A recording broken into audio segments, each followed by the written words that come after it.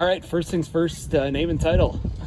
Jim Rosenberg, Rosenberg. I am a Regional Economic Development Director for the Wisconsin Economic Development Corporation. And formerly Wausau City Council, correct? Yes, I did. I was elected to 7 terms on the Wausau City Council and 7 on the Marathon County Board. So, being a father of somebody going into public service now, just talk about what that's like right now. Well, it's an exciting time, and obviously I'm very pleased. I think people are getting a better person in Katie than they would have gotten in me, and so you're getting somebody with a lot of experience and background, and it's a great time for us. So, what advice have you given her so far about public service? Well, the usual things that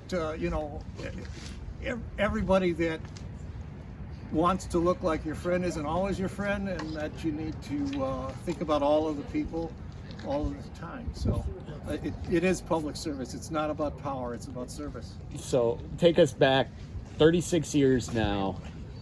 You ever think that Katie would be in a position like this? Has public service been something that she's just gravitated to? Well, we've both been interested for a long time. She interned with Feingold's office. She worked for Dave Obey.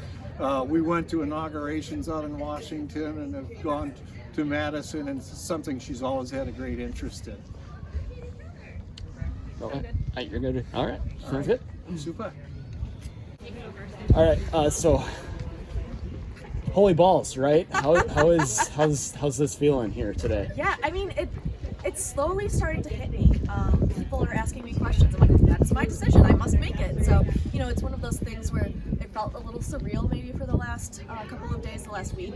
But now it's hitting me, and there's some serious stuff that needs to get decided. And, we just had a COVID meeting. The first thing I did this morning was attend a meeting with the police chief and the fire chief and IT and all of the city departments. So, there's a lot of really serious things to get going on. So what was your role in a meeting like that then? Were you just kind of being a fly on the wall and listening, or did you have opinions that you shared? Yeah. So right now, it's easy for somebody to come in and say, I'm going to change all these things and do it all myself. But, I really want to understand, okay, where are we right now? Where are we? What do you need in order to be effective at your jobs? And what insights do I have from the other positions I've served on? So whether that's in business or on the county board, we approach things a little bit differently. So then just give us an idea of how quickly do you expect to be going through your list of policy decisions right now, or right now are you gonna kind of, like I said, sit back and observe? Sure. There's an amount of listening I think I need to do.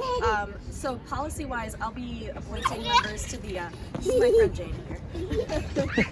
Policy-wise, I will be appointing members to committees and appointing members to some of those citizen appointments. So that's happening right away. That'll be done next week by next committee's meeting or next city council meeting. So that's right off the bat. And I watched some of those city council elections. I know what people care about. They've told me what they want to work on. So I want to get to work with the city council president and make sure that we have the right people in the right positions and making sure that's working for Wausau. As you said, COVID's right now front and center, but if there is anything that you'd like to maybe implement going forward here by August, September, what would that be? So right off the bat, I'm thinking immediately about budget season, right? We already are seeing some revenue losses, so it's really important to me that we are taking care of some of that stuff moving forward. I asked for some projections of what do we expect for 2021. These budgets are never going to get easier, and something like a pandemic makes it a lot harder. So I want to make sure I'm on top of it right away, and not just budgeting, but like that whole picture of what that looks like.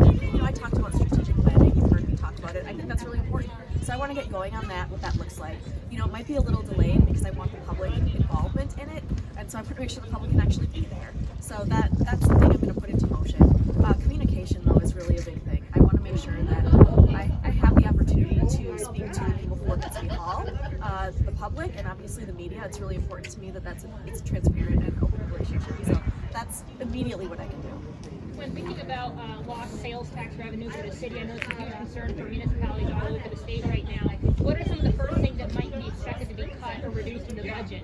Yeah, it's hard for me to talk about that right now just because, I requested all that information, and so I'll be getting that probably within the next few weeks. It takes a while to get it. I wouldn't say cutting off the bat. We're talking about you have some attrition of employees, like maybe that it looks like making sure you're filling the right slots, like the critical jobs and things like that, and maybe thinking a little bit harder on some of those others. So that's the kind of stuff I'll be looking at. Sales tax revenue is a really big deal for the county.